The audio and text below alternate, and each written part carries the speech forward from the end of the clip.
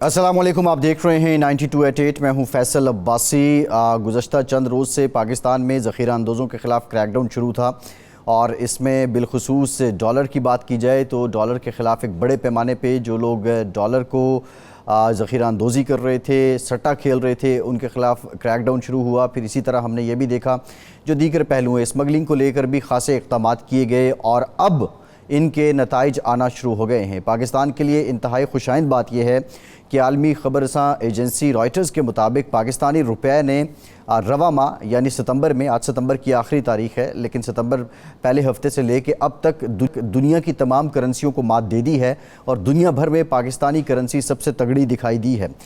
इस बात का सबूत स्टेट बैंक ऑफ पाकिस्तान की जो रिपोर्ट है वो भी बताती है, उनके आदाद-ओ-शुमार भी बताते हैं कि अगर हम पिछले 3 हफ्तों की बात करें या हम 5 सितंबर की बात कर लें तो जो डॉलर था वो तकरीबन आपने देखा कि 307 रुपये तक पर था और करते करते अब जो डॉलर है वो इंटर बैंक में तकरीबन 287 रुपये 20 पैसे के करीब जाके बंद हुआ है। आखिरी जो कारोबारी रोज़ था उस पर, तो ये इंतहाई खुशाइंद बात है। इसी तरह अगर हम अगस्त 2023 में पाकिस्तान के ज़र मुबादला को देखें तो उनकी मालियत कोई 12.6 अरब डॉलर थी और इस माह जो सितंबर है इसमें यह बढ़कर 13.16 अरब डॉलर हो चुकी है। मईशत की बेहतरी के हवाले से दूसरी अहम खबर वजारत ख़जाना की जो ताज़ा तरीन रिपोर्ट है, इकनॉमिक अपडेट आउटलुक रिपोर्ट बराए सितंबर 2023, ये रिपोर्ट बताती है कि जुलाई और अगस्त का जो महीना था इसमें पाकिस्तान में गुज़श्ता माली साल के मुकाबले में 47.6% जो गैर मुल्की सरमायाकारी है या FDI है उसमें इजाफ़ा हुआ है। इसके अलावा FBR के रेवेन्यू में भी खातिर खा इजाफ़ा देखा गया है। जुलाई से सितंबर 2023 के 3 माह में पाकिस्तान ने जो टैक्स इकट्ठा किया है वो 46% ज़्यादा है। जो हदफ मुकर्रर किया गया था इन महीनों के लिए जो सालाना बजट में साथ साथ IMF की डिमांड थी वो तकरीबन 46 अरब ज़्यादा है। इन 3 माह में टैक्स वसूली का हदफ 1977 अरब रुपए था। इसके अलावा एक और बड़ी पेशरफ जो हुई है वो ये है कि पाकिस्तान रूस से तेल की ख़रीदारी का तवील मुद्दती मुआहिदा करना चाहता है जिसके तहत $60 फ़ी बैरल इस रेट पर पाकिस्तान को तेल मिलेगा और ये पाकिस्तान के लिए इंतहाई खुश आइंद बात इसलिए है कि पाकिस्तान में जो तेल की बढ़ती हुई कीमतें हैं इसकी वजह से अवाम को खासी दुश्वारी भी रही है। इस हवाले से 10 अक्टूबर को पाकिस्तान का वफ़द मॉस्को जाएगा और वहाँ पर जो हुकाम है, रूसी हुकाम, उनसे बातचीत की जाएगी। ये कुछ खुशाइंद बातें हैं, खुशाइंद ख़बरें हैं जो मैं आपके साथ शेयर करना चाह रहा था। लेकिन गुज़श्ता रोज़ हमने ये देखा 12 रबीउल अव्वल था और इस रोज़ को चुना गया। पाकिस्तान दुश्मन क़ुव्वतों की जानिब से मस्तोंग में धमाका होता है, दहशत गर्दी यहाँ फैलाई जाती है, फिर हंगू में मस्जिद के अंदर धमाका होता है और ये सब कुछ ऐसे वक्त में हो रहा है जहाँ पाकिस्तान अपनी मुआशी समत का तयन कर चुका है। बड़े अरसे के बाद ये नज़र आ रहा है कि जो पाकिस्तान की मुआशी पॉलिसियाँ हैं इन पर अब IMF भी एतमाद कर रहा है और इन पॉलिसियों में किसी हद तक तसलसल भी नज़र आता है। लेकिन ऐसे में दुश्मन अपनी कोई भी चाल चलने से बाज नहीं आता है। अगर हम हाल ही की बात करें तो जो कनाडा के अंदर हरदीप सिंह के कत्ल का वाक़या था, फिर उसके बाद 21 सितंबर को एक और जो सिख रहनुमा है खालिस्तान से जिनका ताल्लुक़ है उनको कत्ल कर दिया जाता है। जस्टिन ट्रूडो की स्टेटमेंट के बाद दुनिया भर का प्रेशर भारत पे है। अमेरिका भी कह चुका है कि भारत को ताउन करना चाहिए। जस्टिन ट्रूडो की स्टेटमेंट की वजह से हम भी परेशान हैं। अब ये जो एक प्रेशर का मोमेंटम बढ़ रहा है और ये भी कोई ढकी छुपी बात नहीं है कि माजी में रॉ का NDS का नेक्सस हो या दीगर मामलात हों वो भी चलते रहे हैं और पाकिस्तान मुखालिफ मुख्तलिफ क़ुव्वतों को इस्तेमाल करने की भारत ने भरपूर कोशिश की है। अब की बार ये बलूचिस्तान में मस्तोंग में बम धमाका, फिर हंगू में ये वाक़यात और गाहे बगाहे इस तरह की शरपसंदी की कार्रवाइयाँ, इसका मकसद इसके अलावा क्या हो सकता है कि जब पाकिस्तान एक बेहतरी की जानिब जाना चाहता है, जब एक अरसे के बाद पाकिस्तान के जो रेलेवेंट क्वार्टर्स हैं उन्होंने इस बात पर इत्तफाक कर लिया है कि मुआशी पॉलिसियाँ जारी रहनी चाहिए, तो ऐसे में पाकिस्तान की इकॉनमी को डीरेल करने की कोशिश कौन कर रहा है? इसमें भारत मुलव्वस है तो पाकिस्तान की अप्रोच क्या होनी चाहिए? ये बहुत से सवालात हैं। आज के प्रोग्राम में हम इन्हीं के जवाब जानने की कोशिश करेंगे। हमें ज्वाइन किया है हारून शरीफ साहब ने, साबिक वज़ीर ममलिकत हैं, साबिक चेयरमैन बोर्ड ऑफ इन्वेस्टमेंट हैं। हारून साहब, thank you very much for your time. Haroon साहब, ये कुछ आदाद शुमार हैं जो मैंने आपके साथ शेयर किए हैं। रॉयटर्स भी अब इस बात की तायद कर रहा है कि पाकिस्तानी करेंसी मुस्तहकम हुई है। सवाल ये है कि ये जो इकनॉमिक पॉलिसीज़ हैं, IMF ये डिमांड भी कर रहा था क्या अब IMF इससे मुतमईन हो जाएगा? और अगर हम अगले प्रोग्राम के लिए जाते हैं तो हमें वो उस तरह की अप्रोच नहीं अपनानी पड़ेगी या उस तरह की शराइत का सामना नहीं करना पड़ेगा जो माजी में होता रहा है? जी, एक तो हमें यह समझना पड़ेगा कि IMF का प्रोग्राम जो है वो बहुत शॉर्ट टर्म नोयत का है, स्टैंड बाय अरेंजमेंट है। और अभी पाकिस्तान के दो चैलेंज हैं कि हमने 2 रिव्यूज मुकम्मल करने हैं। 1 अक्टूबर का है जो अक्टूबर नवंबर में होगा और एक इसका आखिरी रिव्यू होगा। ये 3 रिव्यूज का प्रोग्राम है। इसके बाद अगर पाकिस्तान IMF के साथ जो लाइकली है एक मीडियम टर्म फैसिलिटी EFF करता है, जिसको एक्सटेंडेड फाइनेंस फैसिलिटी कहा जाता है, उसके लिए अब पाकिस्तान के पास एक प्रोग्राम है जो हम ऑफर कर सकते हैं। ये जो हमने SIFC के थ्रू स्टेट ओन्ड एंटरप्राइजेस को ऑफलोड करने की बातचीत शुरू की है, जो हमने एडमिनिस्ट्रेटिव मेजर्स लेके लीकेजेस को रोकने की कोशिश की है। अब अगर ये चीजें ट्रिगर्स बन जाती हैं या प्रायर एक्शंस बन जाती हैं अगले प्रोग्राम की, तो पाकिस्तान यकीनन पहले से ज्यादा मुस्तहकम पोजीशन से निगोशिएट कर पाएगा। लेकिन एक चीज जो मैं हाईलाइट करता जाऊं, किसी भी मईशत को जब अभी तो हम स्टेबलाइजेशन की तरफ जा रहे हैं, जब रिवाइवल की तरफ जाना होता है तो हमें पॉलिसीज में शिफ्ट लाना पड़ेगा। और ये बड़ा एक डिफरेंस है पॉलिसी में, एडमिनिस्ट्रेटिव मेजर्स में, और जो हम रिस्ट्रक्चरिंग करते हैं गवर्नेंस की। ये 3 मुख्तलिफ चीजें हैं। पॉलिसी का मतलब ये है कि जैसे आप टैक्स देखते हैं तो पॉलिसी मेजर ये होगा कि हम अपनी रिलायंस इनडायरेक्ट टैक्स पे कम करें, डायरेक्ट पे बढ़ाएं, हम अपना टैक्स नेट को वाइडन करें। एडमिनिस्ट्रेटिव मेजर ये होगा जो हमें नजर आ रहा है कि हम टाइटन करें, चोरी पकड़ें, जो सेक्टर्स नहीं दे रहे उनसे खींचें, ऑटोमेशन लाएं, तो हमें पॉलिसी और एडमिनिस्ट्रेशन दोनों को साथ लेके चलना होगा अगर हमने मईशत को रिवाइवल की तरफ ले जाना है। अगर खाली स्टेबलाइज करना है, जो कि हमारा मैक्रो स्टेबलाइजेशन है, वो शायद IMF के साथ इस दफा हम कंडीशंस कुछ अपनी ऐसी रख सकें जो हमारे कंट्रोल में है। अच्छा हारून साहब, अभी अगर हम टैक्स की बात करें, जो हमारा रेवेन्यू टारगेट था ओवरऑल जब ये रखा जा रहा था, इस पे बहुत ज़्यादा क्रिटिसिज्म भी हुआ कि ये बहुत ज़्यादा है, लेकिन फिर ये भी बात आई कि IMF की डिमांड पे भी है। अब हमने जुलाई से लेके जो हमारा सितंबर तक है उसमें ऑलमोस्ट 46 बिलियन रुपीज़ हमने ज़्यादा इकट्ठे कर लिए हैं।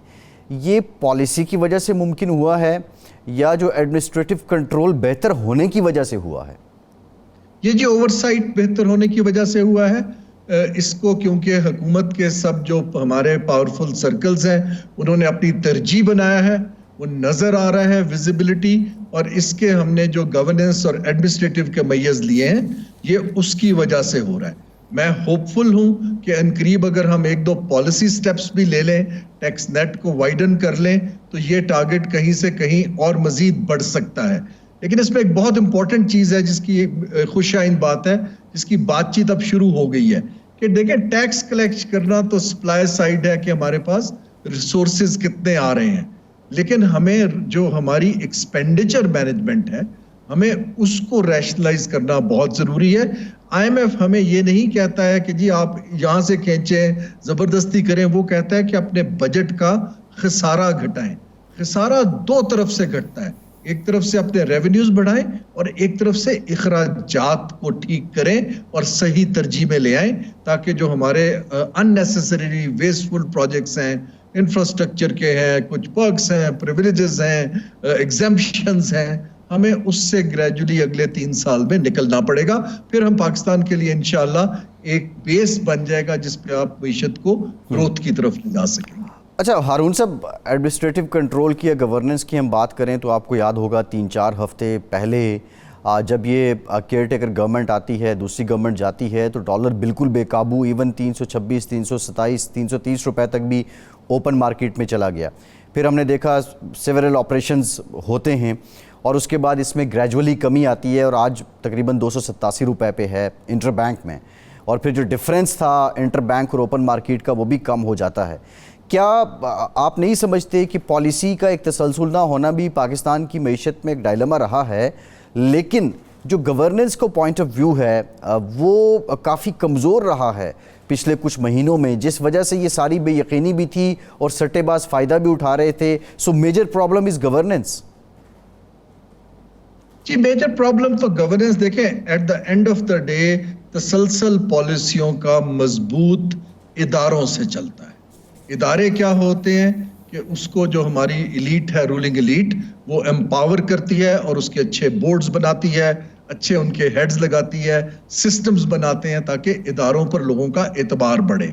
जो जैसे टैक्स कलेक्शन है, उस इदारे का बहुत बड़ा चैलेंज है कि लोग हरेस्ड भी ना फील करें लेकिन टारगेट्स भी मीट हो रहे हों।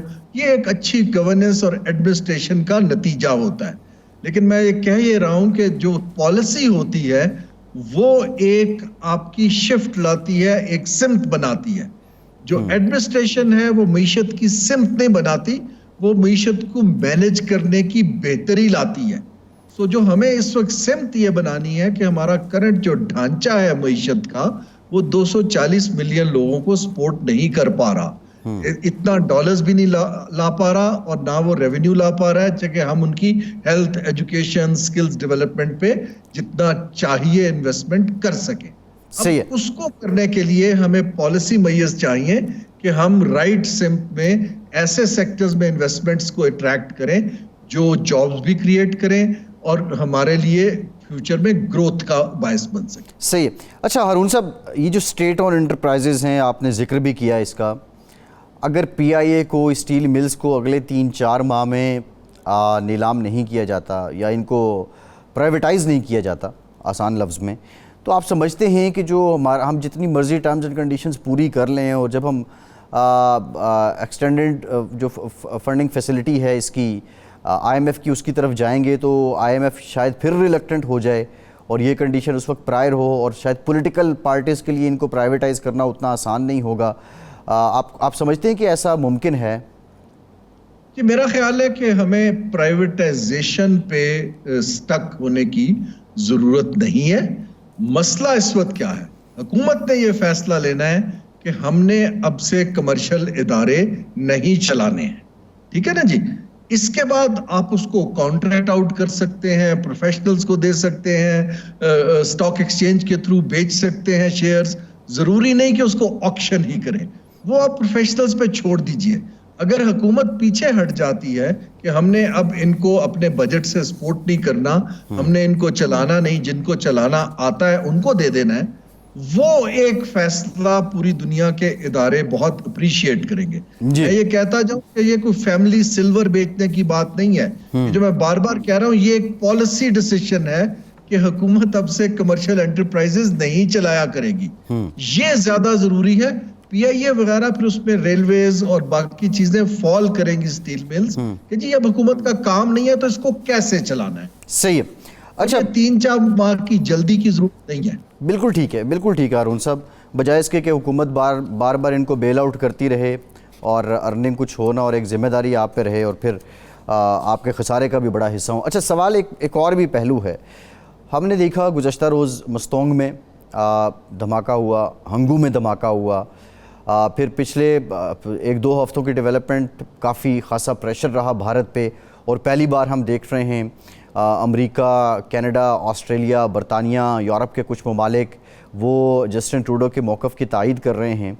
और फिर उसके बाद ये पाकिस्तान के अंदर जब इकनॉमिक इंडिकेटर्स में कुछ बेहतरी आती है, ये दहशतगर्दी के वाक़यात शुरू हो जाते हैं। आप क्या समझते हैं हारून साहब कि ये माहौल अगर क्रिएट करने में पाकिस्तान के दुश्मन कामयाब हो जाते हैं तो फिर यहाँ एफडीआई लाना कितना बड़ा चैलेंज होगा और इसका हल क्या है? जी देखिए, ये एक बहुत ही संजीदा मसला है, हम सबका मसला है। इसको किसी ने बाहर से आके नहीं ठीक करना। इसके लिए तो ये तो नंबर 1 सिक्योरिटी, इंटरनल और एक्सटर्नल, और जो लोग यहाँ आते हैं प्रोवाइड करना, तो स्टेट का नंबर 1 काम है और यही इन्वेस्टर को तसल्ली देता है। हमें अपने आप को मजबूत करना है और ये हर शख्स का काम है। ये खाली कोई एक हम आउटसोर्स नहीं कर सकते कि जी आप कर दीजिए। और ये बड़ी एक अनफॉर्चुनेट बात है जो इंसिडेंट हुआ है और बहुत बड़ा हुआ है। इससे यकीनन इन्वेस्टर का, खासतौर पे चीन का, सऊदी अरब का जो देख रहे हैं, उनका जाहिर बात है कि उनके ऊपर इसका इम्पैक्ट तो आएगा। हमें ये दिखाना है कि हम तैयार हो रहे हैं इसको डील करने के लिए और इन्वेस्टर्स को भी हमें साथ में लाना है कि जी हम आपको कंफर्ट दे रहे हैं, और उसका तरीका ये है कि हम कम से कम अभी बाहर के लोग लाएं और अपनी मैनेजमेंट से, जॉइंट वेंचर से उनका पैसा मैनेज करें ताकि उनको तसल्ली हो। जी ठीक, बहुत शुक्रिया हारून शरीफ साहब आपका। एक ब्रेक के बाद दोबारा हाजिर होते हैं।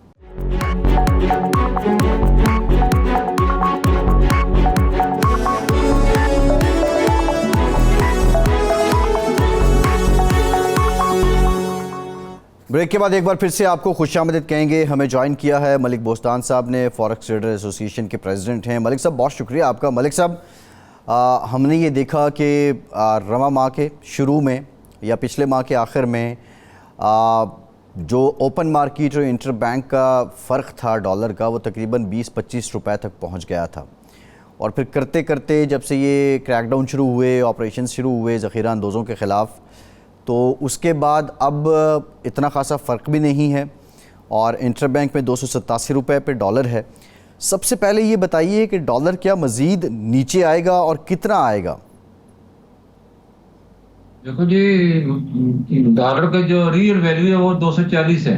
ये मैं नहीं कह रहा, ब्लूमबर्ग ने 2 महीने पहले आप लोगों ने खबरें भी चलाई है कि पाकिस्तान का रुपया बहुत ज़्यादा अंडर वैल्यू है, और उन्होंने कहा रीजन में देखें, इंडिया 82 है, बांग्लादेश 95 है, अफगानिस्तान जिसमें इकोनॉमिक सेक्शन है वो 80 और अब तो 77 हो गया। बल्कि वर्ल्ड बैंक ने कहा कि 29% रिकवर किया, तालिबान 104 से कम होके 77 पे आ गया। पाकिस्तानी रुपये की भी रिकवरी आई है 6%, एशिया की बेहतरीन करेंसी में शुमार होने लगा इसका। तो ये इसने 250-240 में तो जाने ही जाने। और ये बैंकों की क्योंकि कार्टेल बनाया हुआ था और वो किसी तरह काबू में नहीं आ रहे थे, और ब्लैक मार्केट वालों ने पूरी इतनी उनकी जरूरत बढ़ गई कि लॉ एंड ऑर्डर इतना वीक हो चुके थे अदारे कि वो एक्सचेंज कंपनियों के बाहर खड़े हो जाते थे और बाहर जो भी कस्टमर आता था उसको बरकरा के ले जाते थे, और हमसे 5-10 रुपए ज्यादा देते थे, वही डॉलर स्मगलिंग हो रही थी। तो ये सारी चीजें क्रैकडाउन में कवर हुई और आपके एडमिनिस्ट्रेटर मेयर लिए गए, और जिसके बाद आपके सामने रुपये भी रिकवर हो रहे हैं। और हमारी बड़ी अल्लाह का शुक्र है जो हम सिर्फ 5 से 7 मिलियन डॉलर इंटर बैंक में सेल करते थे, हमारे पास इतने अब सरप्लस हो गए, डेली हम 15 से 20 मिलियन डॉलर इंटर बैंक में सेल कर रहे हैं, जिसकी वजह से इंटर बैंक भी 308 से कम हो गए, 287 पे आ गए। और डेली 1-2 रुपये कमरे को डेली जो है हमारी सप्लाई बढ़ती जा रही है। और इम्पोर्टर जो अब साइड पे हो गया, वो अब इम्पोर्टर इसकी खोल ही नहीं रहा, उसको पता चल गया कि 250 पे जाना है। तो ये बड़ी अच्छी खुशखबरी है कि वो बढ़ चढ़ के जो एलसीएं खो रहे थे और एलसीएं के लिए सिफारिशें करा रहे थे, वो कुछ बैंक से अंडर टेबल से अपने हदिया भी ले रहे थे, लेकिन अब सारी चीजें रुक चुकी हैं। अच्छा मलिक साहब, ये बताइए, आप कह रहे हैं कि रियल वैल्यू जो डॉलर की है वो 240 रुपये है। अब हमने ज़ख़ीरा अंदोज़ों के ख़िलाफ़ और इसी तरह जो मार्केट में सट्टेबाजी कर रहे थे उनके ख़िलाफ़ तो कार्रवाइयाँ कर लीं, मज़ीद क्या करना होगा कि ये 240 रुपये पे आ जाए? बहुत कुछ करने, अभी तो कुछ भी नहीं हुआ, और कोई बड़े मगरमच्छ तो पकड़े नहीं गई, छोटे छोटे राज चलते लोगों को पकड़ लिया, या किसी ने किसी की कंप्लेन कर दी, या कोई सामने धर लिया गया। पूरे पाकिस्तान में इस वक्त टोटल 100 मिलियन डॉलर की इक्विवेलेंट जो है पाकिस्तानी और गैर मुल्की रिकवरी हुई। हम तो समझ रहे थे कोई कम 10-12 करोड़ डॉलर रिकवर होंगे जिस तरह के ऑपरेशन शुरू हुए, लेकिन लॉ एनफोर्समेंट ने पूरा अच्छा नेटवर्क बना लिया, और काफी जो उनको इंफॉर्मेशन आ रही है वो उसको जो है बेस पे जो है जा रहे हैं अभी। लेकिन अभी मैं आवाम से भी दरख्वास्त करूंगा, मैंने आला हुकाम से भी दरख्वास्त की है कि देखो जिन लोगों के पास डॉलर पड़े हैं उन्हें हमने एक रास्ता देना महफूज, उनको बिल्कुल चोर नहीं बना लेना, या उनको स्मगलर सारे नहीं है। कुछ लोगों ने अपने पैसे, आपने जो अपना खुद एक दरवाजा खोला हुआ है नॉन फाइलर वाला, तो नॉन फाइलर वो दरवाजा होता है जो पैसा आपका आउट ऑफ बुक होता है वो नॉन फाइलर कहलाता है, और वो 9,000 अरब है, बहुत ज्यादा पैसा है। और 2008 से लोग जो डॉलर का रेट 60 रुपीज था, बढ़ते बढ़ते 360 तक हुआ। हम लोगों को एक तो ये बड़ी रातों रात अमीर होने की आदत पड़ गई, काम चोरी की आदत है। फिर हमारी वर्कर इतने काम चोर हैं कि वो जो भी आदमी बिजनेस करते हैं वो उनका हाथों यरमगाल हो जाता है। वो लोग इस तरह का कारोबार करना चाहते हैं कि उन्हें कुछ करना ना पड़े, बगैर वर्किंग के उन्हें जो है पैसे मिलते रहते। वो 2-3 ही कारोबार थे, गोल्ड था, सोना था, और इस तरह की प्रॉपर्टी थी या स्टॉक एक्सचेंज था, तो इसी में सारी इन्वेस्टमेंट हो रही थी। अब जाके लोगों को ये जब पता चलेगा, अब तो घरों तक भी हमारे महफूज नहीं रहे। पहले चोरों से डाकुओं से छुपाने के लिए उन्होंने जगह जगह छुपा के रखे हुए थे, अब जो है लोग जा रहे हैं। तो मैं समझता हूँ उनको एक, मैंने कहा पोर्टल बनाया जाए, जो लोग अपने पैसे को पाकिस्तानी रुपए में कन्वर्ट करना चाहते हैं वो अपने आप को रजिस्टर्ड कराएं, चाहे बैंक में जाके जमा कराएं, चाहे एक्सचेंज कंपनियों के पास आए, तो उन्हें एक बड़े बाइज्जत तरीके से हम उन्हें एक रास्ता दें ताकि वो पाकिस्तान की इकानमी में शामिल हो जाए, और इससे उनको जो है ब्लैक मनी से भी उनको निजात मिल जाए और पाकिस्तानी रुपया भी मजबूत होगा, डॉलर का रेट भी गिरेगा, हमारे रिजर्व भी बढ़ जाएंगे। और जिन लोगों का भी पिछले दिन आपको याद होगा मीडिया पे ये आ रहा था कि जिन लोगों ने एक्सचेंज कंपनी से डॉलर खरीदे हैं उनके खिलाफ भी एक्शन होगा, उनके घरों में छापे मारे जाएंगे। तो फिर मैंने आला अफगान से बात की, ये इस तरह से फिर ऑफिशियल चैनल में अंदर कोई आएगा ही नहीं, वो समझे ब्लैक मार्केट ही महफूज है हमारे लिए, या बाहर अपना पैसा महफूज है पाकिस्तान में, तो किसी न किसी तरह इनकी पहुंच में आ ही जाएगी। तो ये हम गलत मैसेज दे रहे हैं उन्हें। आप कहें कि बिल्कुल आपने किया गलत काम, अगर आप घर की बजाय बैंक में रखते तो हम आपके बड़े शुक्रगुजार है, मुल्क के काम आ गया, हम आपको बिल्कुल प्रोटेक्शन देते हैं। यानी आप मलिक साहब ये कह रहे हैं, आप ये कह रहे हैं कि हुकूमत को एक ऐसी पॉलिसी लानी चाहिए जो एक तरह से डॉलर एमनेस्टी हो, कि जो लोग जिन लोगों के पास डॉलर हैं वो जमा करवा दें, जो सरकारी है स्टेट बैंक है या जो बैंक हैं उसके पास प्रॉपर चैनल में ले आएँ। तो आप डॉलर एमनेस्टी की बात कर रहे हैं? नहीं, मैं एमनेस्टी की बात नहीं, क्योंकि IMF से हमारा मायदा एमनेस्टी दे ही नहीं सकते, लेकिन जो घरों में पड़ा है वो बिल्कुल ऑफिशियल चैनल से उन्होंने लिया है ना। लेकिन लोग जो है डरते हैं कि पीछे इतना बड़ा प्रोपगंडा किया गया अकाउंट फ्रीज का, डॉलर लाकर फ्रीज का और पाकिस्तान का डिफॉल्ट होने का, तो लोगों ने घरों में रख लिए हैं तो उसको घरों में वो छुपा के रखते हैं कि चोर डाकू आते हैं तो कहीं उनकी नजर ऐसी ऐसी जगहों पे रखते हैं कि उनकी नजरों से बचे रहें। तो उनको हम तो लीगल वालों को कह रहे हैं कि उनको हम रास्ते दें, और वो भी रास्ते में जब आते हैं तो उनको बाद लोगों को पकड़ा गया और उनको कहा गया कि आपने कहाँ से आए हैं, तो उनको फिर बाद में उन्होंने अपने सोर्स दिए। तो हम इससे बेहतर नहीं कि हमने कहीं अपने आप को रजिस्टर करा के आपके पास सोर्स। अब ऐसे भी लोगों ने हमें बताया कि जिसके बच्चे बाहर हैं, भाई बाहर है, वो जब छुट्टियां गुजारने आते हैं तो वो एक दोस्त को 10-12 इकट्ठे रहते हैं, उसको अपने पैसे दे देते हैं, उनके घरों को दे देते हैं, रियाल है, पौन है, दिरहम है, जो भी करेंसी होती है। तो वो जब चेंज कराने आते हैं तो रास्ते में धर लिए जाते हैं कि तुमने कहा, तो वो कहते हैं मेरा भाई बाहर है, बोला नहीं तुम झूठ बोल रहे हो। तो ऐसी चीजों को भी हम लोगों को तहफ़्फ़ुज़ देना, उनका लीगल पैसे, उनका एक सोर्स मौजूद है।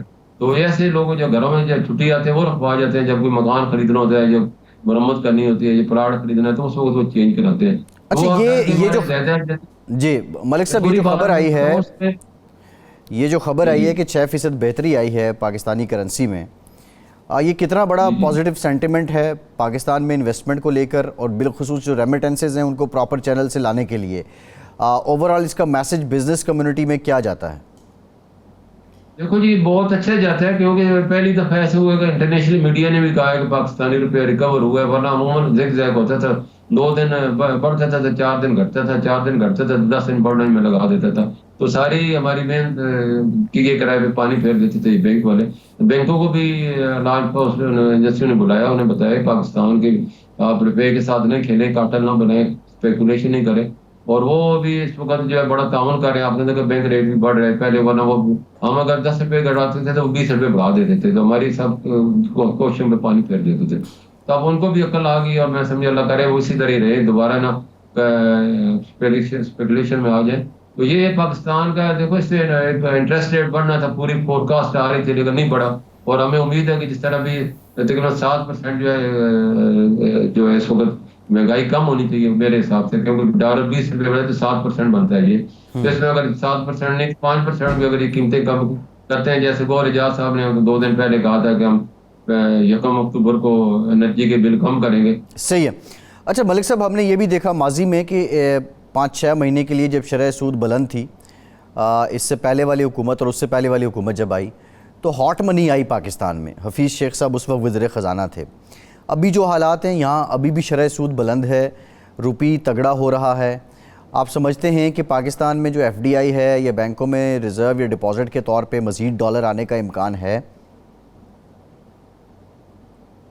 क्योंकि पाकिस्तान जितना इंटरेस्ट दुनिया में कोई भी नहीं दे रहा ना, हमें तो मजबूरी है। 10% डॉलर पे इंटरेस्ट कौन देते हैं? वहाँ तो ऐसे भी लोग हमने देखे 2% पे लेके पाकिस्तान को 10% में देते हैं, वो हमारे पाकिस्तानी होते हैं, आगे बैंकों को कर देते हैं। लेकिन अभी थोड़े से डरे हुए हैं, तो वो इतनी बड़ी तादाद में FDI नहीं आ रही, क्योंकि हमारा जो है इस वक्त रेट इतना ज़्यादा बढ़ चुका है। वो शायद नीचे जाए तो लेके आए, क्योंकि नीचे में उनको सस्ता पड़ता है उनको। तो अभी वो इसका वेट कर रहे होंगे, क्योंकि पहले अमूमन यही होता है, जब वो लेके आते हैं और रेट जब बढ़ जाता है तो वो कहते हैं हमने जो मुनाफा कमाया था वो तो सारा डिवेल्यू में निकल जाता है। इसी वजह से एक वक्त हमारी $6 अरब की FD थी, अब कम हो गई, $1 अरब से सालाना कम हो गई है। तो उसकी वजह ये हमारे अपने इन्वेस्टर बाहर चले गए, तो उनको भी अभी अलग शुक्र है पाकिस्तान अब 250 तक ले आएगा, पाकिस्तान मजबूत हो जाएगा, और लोगों को उम्मीद होगी हाँ भाई इस हुकूमत ने जो है जो हुकूमत ने chief of army staff Munir साहब को के क्रेडिट जाता है, जिन्होंने ये बड़ी कोशिश की और माफी पे हाथ डाला, और खासतौर गोल्ड माफिया जो डेली 500 kg का गोल्ड मंगवा के करप्शन को पैसे को उसमें कन्वर्ट कर रहे थे, क्योंकि डॉलर अपना जरा गैर महफूज था तो उन्होंने गोल्ड में कर दिया। आपने देखा इतने दिनों से गोल्ड की कीमतें एक वक्त 3 लाख के करीब थी, अब 2 लाख से भी आज कम हो गई। उसकी यही वजह है कि आप उसके बाहर नहीं रहा, उसका इंटरनेशनल भी दे रहे हैं, यहाँ भी दे रहे हैं। तो ये पाकिस्तान को जो ये पैसे ऐसी इन्वेस्टमेंट है जो को पाकिस्तान की जीडीपी को कोई फायदा नहीं, चंद लोगों को उसका फायदा पहुंचा है। लेकिन अभी हमारा इंटरेस्ट रेट 22 यानी 1 करोड़ पे आपको 22 लाख, ऐसा कौन सा बिजनेस है जो आपको चला जाएगा। इसके अलावा सब्सिडी जो है वो हमें गैर जरूरी जो है वो कम करनी होगी, पाकिस्तान के वो मनसूबे कम करने होंगे जिससे गैर तरक्याती बजट है उसको सेव करना होगा ताकि ये मुकादत हम पूरा कर सकें। जी। इसमें बहुत से हम चीजें करके पाकिस्तान को अपने पाँव पे खड़ा कर सकते हैं। अच्छा मलिक साहब, ये बताइए कि अब एक मामला ये भी है, जो एलसीओ का ये सारा मामला रहा है, इंपोर्ट, बहुत सी इंपोर्ट ज़रूरी है, इंडस्ट्री चलाने के लिए रॉ मटेरियल आता है पाकिस्तान में। इंपोर्ट पॉलिसी क्या होनी चाहिए ताकि हमारे डॉलर जो है उसकी भी आउटगोइंग इतनी ज़्यादा ना हो और हमारे ज़रूरियात का जो सामान है वो भी पहुंच जाए? इसके लिए किस पे पाबंदी लगानी होगी, किन चीज़ों को हमें रिलैक्स करना होगा? देखो, अब जो हमारा आईएमएफ से मायदा हुआ है, पाबंदी तो हम लगा ही नहीं सकते। हम अपने लोगों को मोटिवेट कर सकते हैं, और इसमें यही है कि रुपया जब मजबूत हो जाता है, इम्पोर्ट सस्ती होगी तो आपकी एक्सपोर्ट भी सस्ती होगी। क्योंकि रॉ मटेरियल आपका जब 300 रुपए का आएगा तो आप उसको आप ये तो दीवाने का ख्वाब ही होता है कि वो आप उसको सस्ती एक्सपोर्ट कर लेंगे। जब आपका डॉलर 250 की चीज आएगी तो उसको तो 260 या 270 में आप बेच सकेंगे।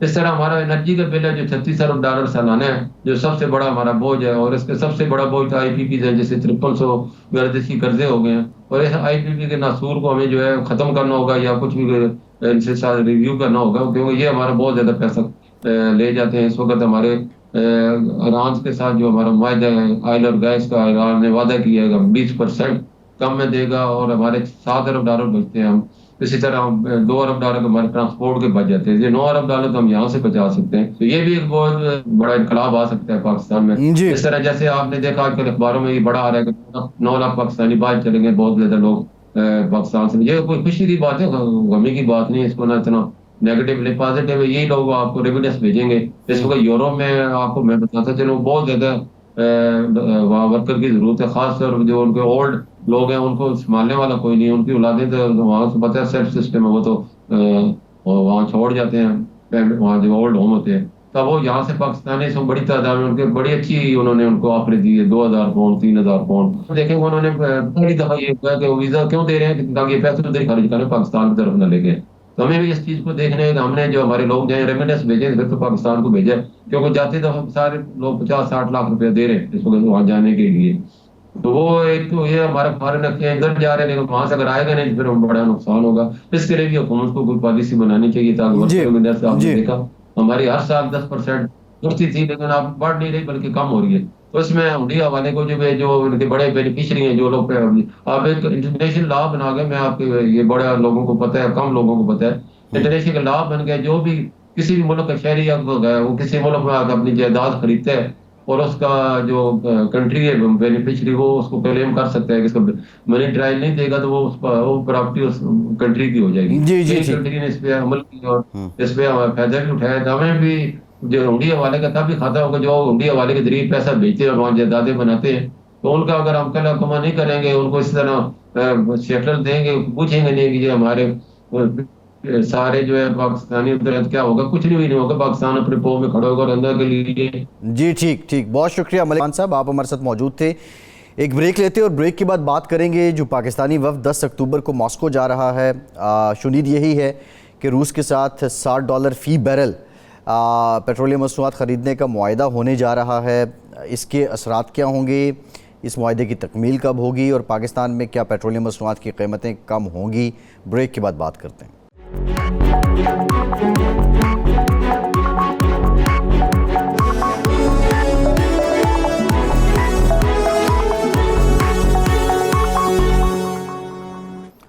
ब्रेक के बाद एक बार फिर से आपका खैर मकदम करते हैं। हमें ज्वाइन किया है पाकिस्तान के मायनाज मईशतदान डॉक्टर खाकान नजीब साहब ने। डॉक्टर साहब thank you very much for your time. Doctor साहब मैं कुछ इकनॉमिक इंडिकेटर्स हैं उस पर भी आऊँगा।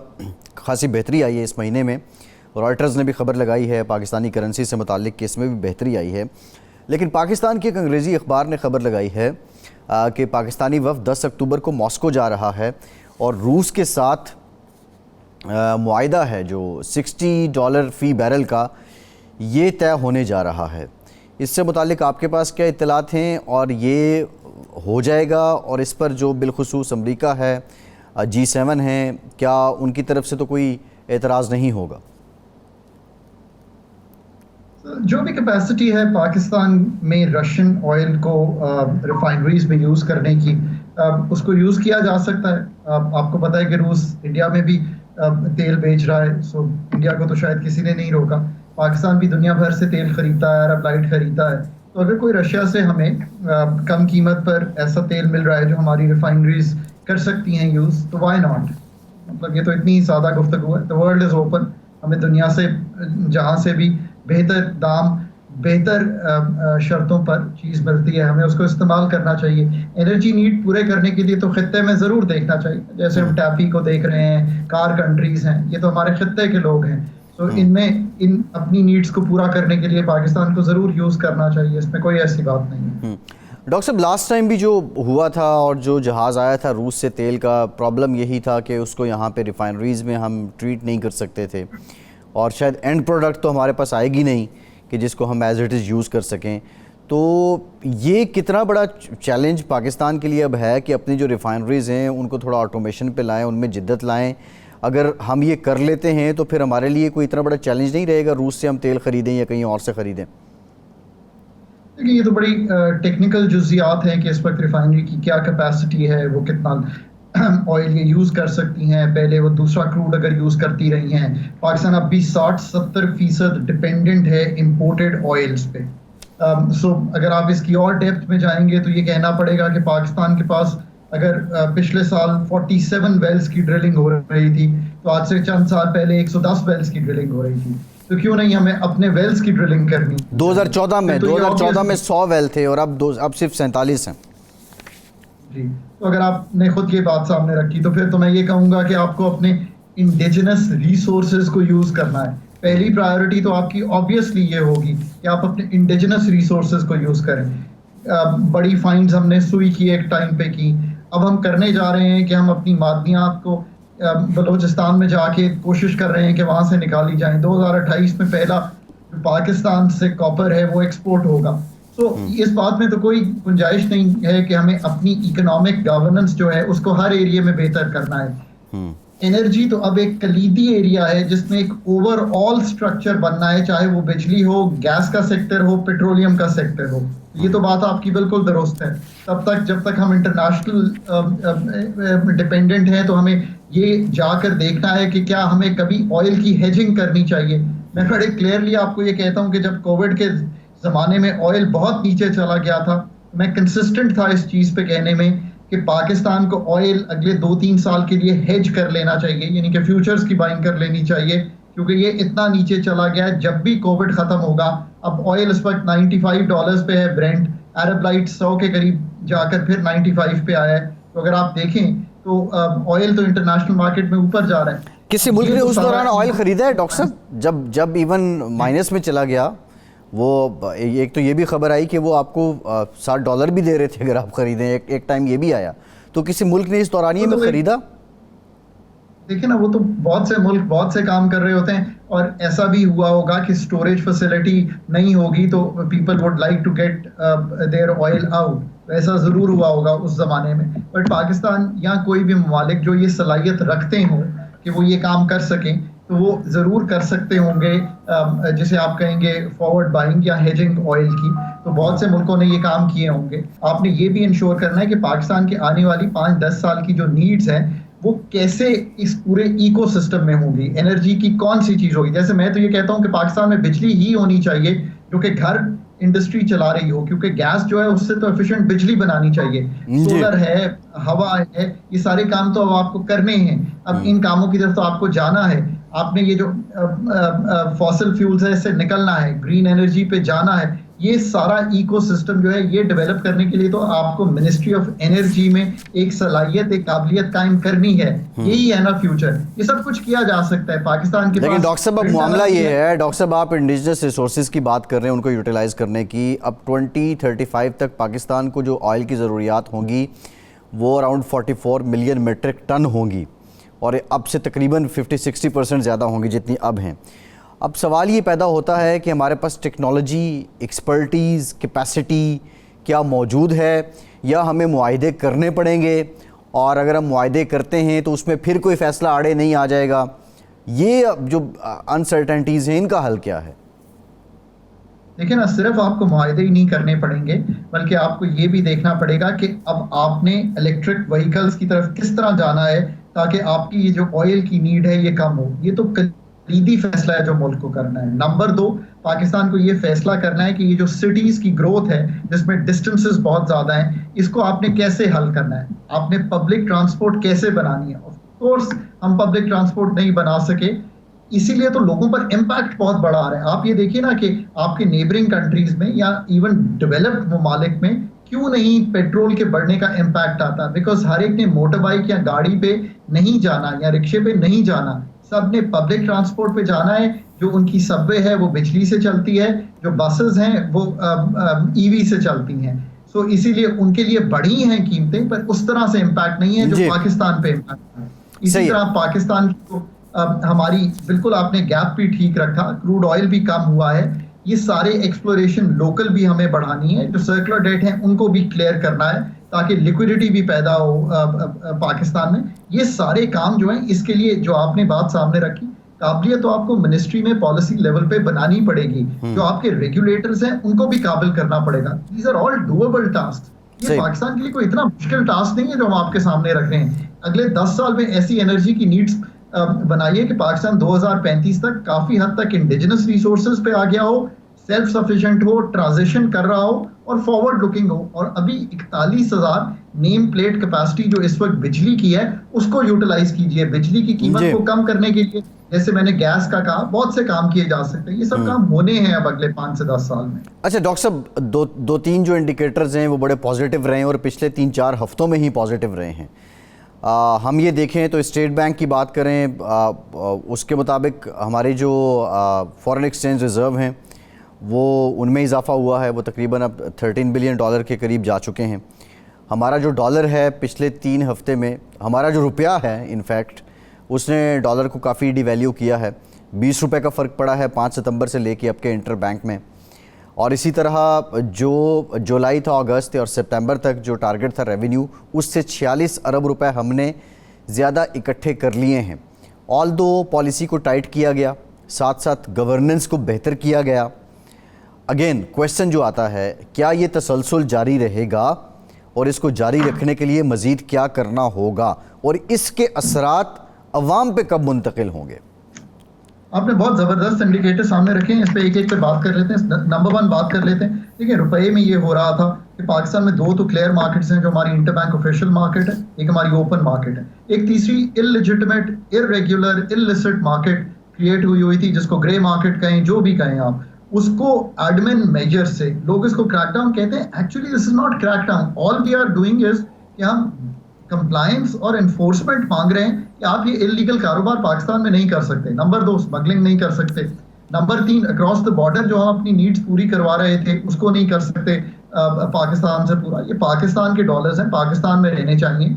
सो उससे एक मार्केट जो है और जो डॉलराइजेशन ऑफ इकोनॉमी है उसको इन दी इमीडिएट, ये भी आपने सही सवाल पूछा कि कितनी देर रहेगा, उसको खत्म किया गया। सो एडमिनिस्ट्रेटिव मेजर्स लेकर कंप्लायंस इंश्योर की गई, rate of the state exert हुई। मुझे इस पर बहुत खुशी है कि पाकिस्तान की स्टेट ने अपनी रेट को एक्सर्ट किया। अब दूसरी बात यह कि ये कितनी देर चलेगा, इसकी तो बात अब आएगी कि जो इंटर बैंक है हमारा, जिसमें ऑफिशियल जो सबसे बड़ी पाकिस्तान की मार्केट है 100 से 200 मिलियन डॉलर की डेली की, उस मार्केट को तकवीयत कैसे मिलेगी। मेरा ख्याल है आप देखेंगे कि रेमिटेंसेस जो हैं वो भी अब हमारी ऑफिशियल चैनल्स पे थोड़ी इस महीने बढ़ी हुई आएंगी। पिछले महीने 2.1 बिलियन थी, आई थिंक थोड़ा सा बढ़ के 2.4 बिलियन तक जाएंगी, 2.3 बिलियन तक आएंगी। इसी के साथ साथ जो लिक्विडिटी है, जो ओपन मार्केट में इतने ज़्यादा इस वक्त सेलर हैं, वो भी पैसे वापस दे रहे हैं इंटरबैंक मार्केट में, सो उधर से भी लिक्विडिटी इंप्रूव कर रही है। So let's continue with this trend. पर अब गवर्नमेंट के पास कुछ और बड़े कलीदी काम है जो अभी दिखाई नहीं दे रहे, जिसकी मुझे तशवीश है। नंबर 1 जिनीवा के pledges, number 2 programme and project loans, number 3 commercial loans, number 4 bilateral loans. ये सब लोन्स अगर मैं इकट्ठे करूं, प्लस अगर मैं इकट्ठे करूं जो रोल ओवर चाहिए पाकिस्तान को, तो 23 से 24 अरब डॉलर इकट्ठे करने हैं इस वक्त पाकिस्तान की अथॉरिटीज ने। आई एम रियली होपिंग कि ये अथॉरिटीज अब उस पर बड़ी तेजी से काम करेंगी। रोल ओवर्स 11 अरब डॉलर के हैं, वो सामने आएंगे, प्रोग्राम लोन्स के पैसे आने शुरू होंगे। क्योंकि ये भी याद रखिए, आपने IMF का प्रोग्राम जुलाई में किया, ज़खायर 8.7 अरब डॉलर पे थे, आज 7.6 अरब डॉलर पे आ गए हैं। Lost about 1.1 billion dollars. तो इनको बिल्ड करेंगे तो ये तसलसल बरकरार रहेगा। But I think for now the sentiment is for a stronger रूपी। स्पेशली ये भी याद रखिए, मैं सबको कहता हूँ, आप रुपए में 1 साल के लिए अपना डिपॉजिट देंगे, आपको 20 से 21% आपका बैंक दे रहा है। That is a good return. अगर आप सेफ अपना रिटर्न लेना चाहते हैं, तो इसको मॉनेटरी पॉलिसी की स्ट्रेंथनिंग की वजह से भी लेकिन डॉक्टर साहब ये अब सवाल ये है डॉक्टर साहब, यहाँ देखें, जब हफीज़ शेख साहब आए थे उस वक्त भी शरह सूद बुलंद की गई, तो जब डॉलर आए तो कहा गया कि इट्स हॉट मनी, और ये शायद 6 महीने के लिए, ये साल के लिए, और जब ये निकलेगी तो फिर हम मसाइल में चले जाएंगे। अब जो शरह सूद अभी है ये तारीख़ की बुलंद तरीन शरह है, इस पर अगर कोई डॉलर रखवाता है, वो 6 महीने के लिए हो, 8 महीने के लिए हो, आप समझते हैं कि ये जो 24-25 बिलियन डॉलर की हमें ज़रूरत है, हमारा काम, हमारा साइकिल ये चला जाएंगे, या जब वो निकलेंगे तो हम पे और ज़्यादा बर्डन होगा? तो आपने बड़ी सही बात की है। इसीलिए मैं कहता हूं कि पैसे आपको जो इनकमिंग है, एक्सपोर्ट्स बढ़ा के, रेमिटेंसेस को वापस फॉर्मल चैनल पे लाके, ये जो लॉन्ग टर्म प्रोजेक्ट लोन्स हैं इनसे, और RDAs जिसका आपने जिक्र किया, रोशन डिजिटल अकाउंट्स में भी इस वक्त फंडिंग आएगी, बिकॉज रेट पाकिस्तान काफ़ी अच्छा दे रहा है, उन पे भी अभी कुछ रेट बढ़ा भी है। रुपए पे मेरे ख्याल है 20-21% दे रहे हैं, अगर आप कन्वर्ट करा के डॉलर्स को रखते हैं, और शायद 7-8% है आई थिंक जो डॉलर पे रिटर्न है, वो भी अच्छा है इससे। और आपको असल तो बात यह है कि इंपोर्ट्स को भी थोड़ा कर्व्ड ही रखकर चलाना है with in the framework of IMF, which means के जो 15% नॉन एसेंशियल है उनको थोड़ा संभाल के ही चलाना है। ये सारे काम आपको करके इस वक्त को गुजारना है, और फिर आपको जो असल रकूम लानी है ना, वो लानी है पाकिस्तान का इन्वेस्टमेंट साइकिल बना के। जैसे कि अब हमने एक SIFC का कयाम किया है, जो कि एक इंस्टीट्यूशनल मैकेनिज्म है। पाकिस्तान की 2.25 अरब डॉलर की इस वक्त इन्वेस्टमेंट है पिछले 8-10 साल से इसी लेवल पे। पाकिस्तान को कम से कम अपना करंट अकाउंट को संभालने के लिए, और जो हमें रकूम ज़रूरत होती है मार्कअप और डेट की पेमेंट में, इसको देखते हुए 5 से 7 अरब डॉलर हर साल इन्वेस्टमेंट अगले 5 साल की टारगेट करनी है। इसमें एग्रीकल्चर भी है, प्राइवेटाइजेशन भी है, रेकोडेक एंड एडजॉइनिंग एरियाज, मादनियात भी हैं, और जो प्रोजेक्ट्स जैसे वो कहते हैं 25 से 28 प्रोजेक्ट्स वो पुटअप कर रहे हैं, वो भी हैं। ये सारा काम जो है पाए तकमील तक भी जाना चाहिए। मतलब 1/2 से हमने कोई खातिर खा प्राइवेटाइजेशन नहीं की है। मतलब हमारे पास इतने ब्राउन फील्ड यानी कि लगे हुए प्रोजेक्ट हैं। अब ये काम requires hard work. This is true hard work that Pakistan has to do. So let's see कि ये कैसे होता है। अगर ये होगा तो आपको एक मईशत में तकवीयत दिखाई देगी, अगर नहीं होगा तो आपको फिर वही बर्डन्ड इकोनॉमी दिखाई देगी। लेट्स सी कि how well we do it. I am hopeful कि हम आगे बढ़ेंगे। अब सही है। अच्छा डॉक्टर साहब, कुछ टैक्सेस की बात कर लेते हैं। जुलाई से सितंबर तक 46 अरब ज़्यादा हमने इकट्ठा कर लिया है, लेकिन एक बहुत बड़ा चंक शायद इसमें बिजली के बिलों के ज़रिए भी हो।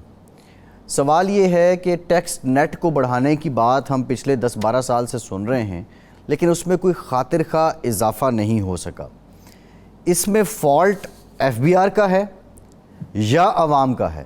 आवाम ने तो टैक्स इनडायरेक्ट की सूरत में 60-70% देना ही है, और रीज़न क्या है कि जो टैक्स नेट में आ जाता है वो ज़्यादा बेचारा मुश्किल में है, या इसमें किस नौयत की रिफॉर्म्स होनी चाहिए, और ये कितना बड़ा मसला है और इसकी कम्प्लिकेशन क्या है? So one, let me say good job to FBR. हमारा एक IMF के साथ टारगेट था, but on the second hand Pakistan की जो FBR टैक्स टू GDP है वो 9.9% के करीब है, यानी कि टैक्स टू GDP। ये अगर मैंने आपसे बात करते करते 99-2000 से लेकर आज तक का ग्राफ अपने सामने खोला है। अगर मैं इसको एवरेज करूं तो ये 8.5-9% पे ही है। ये पाकिस्तान के लिए कतई तौर पे काफी नहीं है, कंसिडरिंग आवर एक्सपेंडिचर जिसमें ग्रोथ हुई है एंड कंसिडरिंग द फैक्ट्स कि जितने हमने टैक्सेस लगाए हुए हैं। आज भी अगर हम अपनी एनफोर्समेंट पूरी करते हैं तो मेरा ख्याल है कि हम 10 या 11% tax to GDP of FPR पे जा सकते हैं बगैर किसी नए टैक्सेस लगा के। सो एक तो इन्फोर्समेंट एंड कंप्लायंस जो है, यानी कि जहां पे टैक्स लगा हुआ है उसकी फुल कंप्लायंस जो है वो इंश्योर करनी है। That's number 1 job. इसमें ऑफ कोर्स लोगों को थोड़ा सा मतलब जिसे कहते हैं ना स्टिक के साथ हमें ये तय करना है कि जो लोग नहीं अपना पूरा टैक्स दे रहे, हम उनकी सेल्फ असेसमेंट के बाद जब ऑडिट में जाएं तो हम दिखाएं लोगों को कि ये काम गलत हुआ है, सो दैट एक मिसाल कायम हो। दूसरा ऑफ कोर्स हमारे कई सेक्टर्स हैं जो टैक्स की नेट में ही उस तरह नहीं है। रिटेल है, 2 दफा तो मैं फाइनेंस डिवीजन में मौजूद था जब हमने ये बजट के जरिए अमल किया, दोनों दफा हमें विड्रॉ करना पड़ा, तीसरी दफा में नहीं था तो FY22 में भी 100 रुपए पर डे का टैक्स लगाया गया था और फिर आपको पता है कि उस वक्त पीडीएम गवर्नमेंट ने इसको विड्रॉ किया था। ये तो मतलब गवर्नमेंट जो है मतलब लोगों को मतलब नहीं चाहती कि डिसरप्शन हो तो ऐसा हो जाता है, वरना गवर्नमेंट ने तो कोशिश करके देखा। डॉक्टर साहब बिल्कुल ब्रीफ कमेंट कर दें, टाइम हमारा खत्म हो रहा है। डॉक्टर साहब ये जो आप बात कर रहे हैं इसी से रिलेटेड मेरा सवाल है, अगर हमने जनवरी फरवरी से पहले पीआईए, स्टील मिल्स, इनकी किस्मत का कोई फ़ैसला ना किया, इनको प्राइवेटाइज ना किया, तो जो कमिंग IMF प्रोग्राम है वो क्या पाकिस्तान बेशक ये कंडीशंस पूरी कर दे, रेवेन्यू टारगेट भी हासिल कर ले, बाकी भी क्राइटेरिया पूरा कर ले, क्या वो इजीली मिल जाएगा? Privatisation will be a big part of the programme जो आने वाला है, यानी कि जो क्वाज़ी फिस्कल, एक तो फिस्कल डेफिसिट है ना जो मालियाती खजाना है, एक मालियाती खजाना बाहर 212 SOEs का खड़ा हुआ है, इस पर हम एक डिटेल्ड प्रोग्राम रख लेंगे।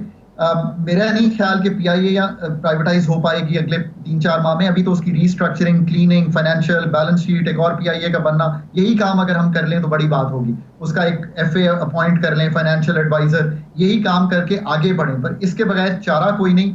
88 अरब का लॉस है पिछले साल का, 61 अरब का लॉस है 6 माह का। कौम को ये समझना है कि ये अनबेरेबल है, बंद हो जाएगी पीआईए अगर हम इसको रीस्ट्रक्चर करके प्राइवेटाइजेशन के लिए नहीं लेके। जी ठीक है, बिल्कुल ठीक। बहुत शुक्रिया डॉक्टर खाकान। आपके वक्त का आज के प्रोग्राम से इतना ही।